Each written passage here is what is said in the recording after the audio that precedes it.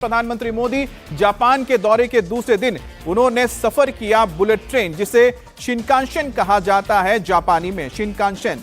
और इसको आप भारत में अगर बोलेंगे तो आप बुलेट ट्रेन के नाम से जानते हैं। प्रधानमंत्री मोदी ने सफर किया, उनके साथ शिगुरु इशिबा भी मौजूद थे, जो जापान के प्रधानमंत्री हैं। और प्रधानमंत्री मोदी को इस ट्रेन के काम के बारे में बताया जाता है कि किस तरह से यह ट्रेन काम करता है, किस तरह से यह पूरा का पूरा नेटवर्क काम करता है, बिना किसी फ्लॉल के, बिना किसी तकलीफ के, बिना किसी रुकावट के। और ये तस्वीरों में देखिए, प्रधानमंत्री मोदी जब स्टेशन पहुंचे जापान के, तो उनका यहां पर भव्य स्वागत किया गया। जो मैनेजमेंट के लोग हैं वो मौजूद थे, खुद प्रधानमंत्री जापान के, उन्होंने स्वागत किया प्रधानमंत्री का।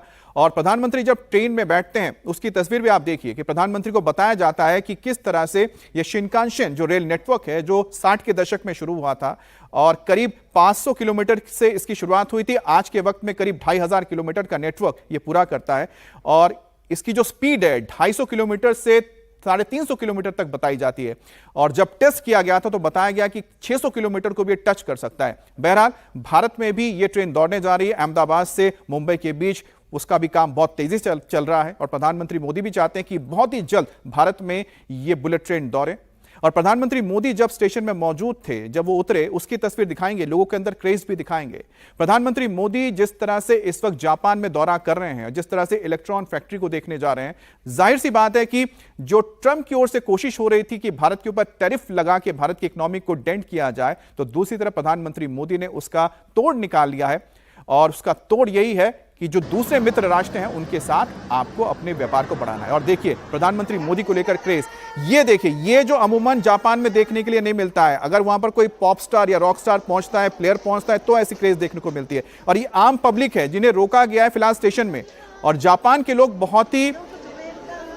जापान में जो लोग होते हैं अमूमन कभी भी लोगों से बातचीत कम करते हैं, अपने में ज्यादा रहते हैं। लेकिन प्रधानमंत्री मोदी को देखिए कि किस तरह से वो पसंद करते हैं कि अपने फोन को उन्होंने लेकर तस्वीरें लेना शुरू कर दिया। सेल्फी लेने के लिए लोग वहां पर बहुत ही ज्यादा उत्सुक नजर आए। ये ऐसी तस्वीर है जो पूरे दुनिया को देखनी चाहिए।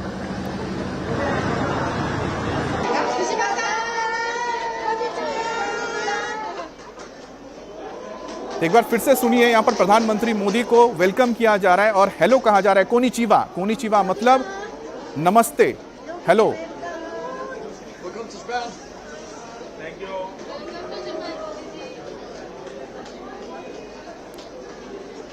तो देखिए ये जो तस्वीर है, ये शायद अगर डोनाल्ड ट्रंप देखेंगे तो उनको बहुत ज्यादा गुस्सा आएगा, क्योंकि उनको लगता है कि पूरी दुनिया में लोग उनको पसंद करते हैं। लेकिन जापान में छोटे छोटे बच्चे भी प्रधानमंत्री मोदी को जानते हैं, उनके साथ तस्वीर लेने के लिए देखिए वहां पर खड़े थे।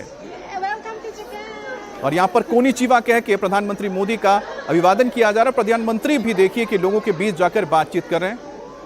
और हमारे साथ विजय लक्ष्मी जुड़ गई हैं। विजय लक्ष्मी, प्रधानमंत्री मोदी चीन पहुंचे उससे पहले जो तस्वीरें हम दिखा रहे हैं, वो तस्वीरें बहुत अहम है। शायद उसको चीन में भी देखा जा रहा होगा और अमेरिका में भी देखा जा रहा होगा, पूरी दुनिया तो देख ही रही है कि जो आम पब्लिक है वो प्रधानमंत्री मोदी से मिलना चाह रही है, प्रधानमंत्री मोदी की तस्वीरें ले रही हैं, जो अमूमन जापान में नहीं देखने को मिलता है किसी राष्ट्राध्यक्ष के लिए या फिर किसी नेता के लिए।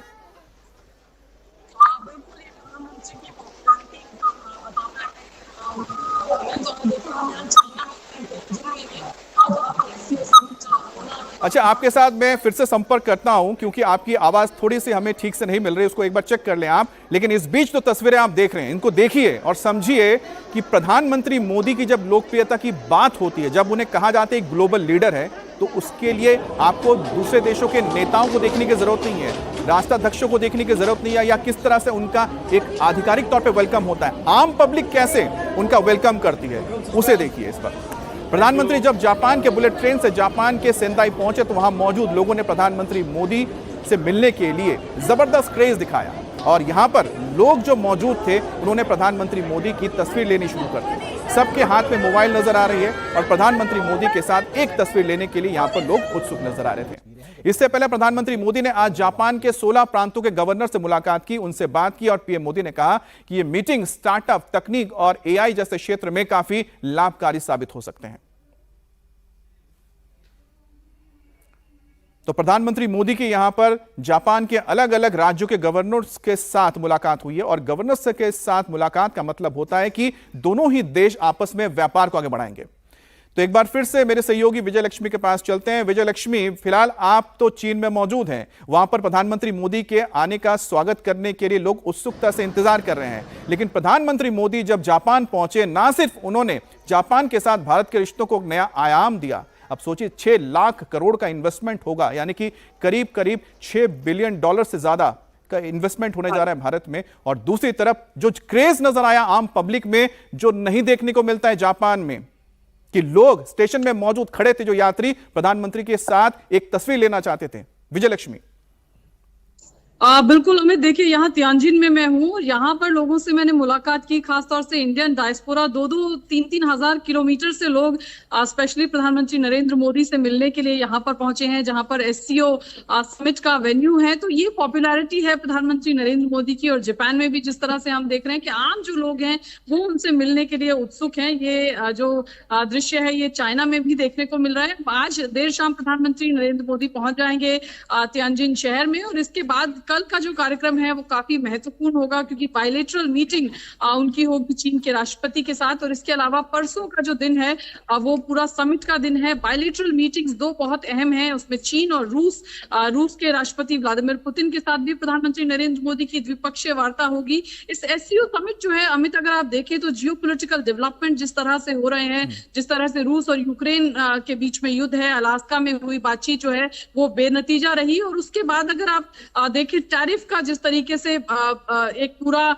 ट्रेड और टैरिफ को लेकर के जिस तरीके से कंसंट्रेशन है, जिस तरह से अमेरिका ने भारत पर ये जो टैरिफ लगाया है, इसको लेकर के भी हम देख रहे हैं कि काफी आप टैरिफ वॉर का जो जिक्र कर रही हैं, एक बहुत अहम मुद्दा रहेगा जब एससीओ में प्रधानमंत्री मोदी, व्लादिमीर पुतिन और शी जिनपिंग आमने सामने होंगे। इसको समझिए इस बात से कि जो अमेरिका के पूर्व एनएसए हैं, यानी कि डेमोक्रेट्स, जब बाइडेन होते थे उनके national security adviser Jack Sullivan ने कहा था कि हमने जो करीब 2 दशक के साथ कोशिश करके भारत को अपने साथ लेकर आए, आज ट्रंप ने अपने टैरिफ वॉर से भारत को और दूर धकेल दिया, चीन के पास धकेल दिया। अब जापान में पीएम मोदी को ऑपरेशन सिंदूर पर जापान का समर्थन मिला है। पीएम नरेंद्र मोदी और जापान के प्रधानमंत्री शिगेरू इशिबा ने आतंकवाद पर साझा बयान जारी करके कहा, जिसमें पहलगाम में हुए आतंकवादी हमले की स्पष्ट तरीके से निंदा की गई है, कड़े शब्दों में निंदा की गई है। जापान के प्रधानमंत्री ने लश्कर-ए-तोयबा, जैश-ए-मोहम्मद और आतंकी संगठनों पर ठोस एक्शन की अपील की है, और साथ ही कहा कि इस जघन्य कृत्य के गुनहगारों को बिना किसी देरी के जल्द न्याय के कटघरे में लाया जाए। और जापान दौरे पर मिशन चंद्रयान 5 को लेकर, यानी कि चंद्रयान 5 जो होगा प्रोजेक्ट, उसको लेकर एक बड़ा समझौता हुआ, जिसमें कहा गया है कि यह मिशन दोनों देशों की अंतरिक्ष एजेंसियां, जिसमें भारत की इसरो और जापान की जैपेक्स, दोनों मिलकर यह काम करने जा रहे हैं। तो जैक्सा और इसरो ये दोनों मिलकर इस मिशन को करेंगे। इसमें दोनों मिलकर चांद के दक्षिणी ध्रुव की स्टडी करेंगे, और साथ ही जापान के H3 रॉकेट के जरिए चंद्रयान 5 को लॉन्च किया जाएगा। इतना ही नहीं, इस मिशन में जैक्सा का रोवर जबकि लैंडर इसरो का होगा। और पीएम मोदी ने जापान को टेक्नोलॉजी का पावर हाउस बताया, भारत को टैलेंट का पावर हाउस बताया, और दोनों अगर मिल जाए तो दुनिया पर ये बड़ा काम कर सकते हैं। टेक्नोलॉजी और innovation, Japan tech powerhouse है और भारत एक टैलेंट पावर हाउस है।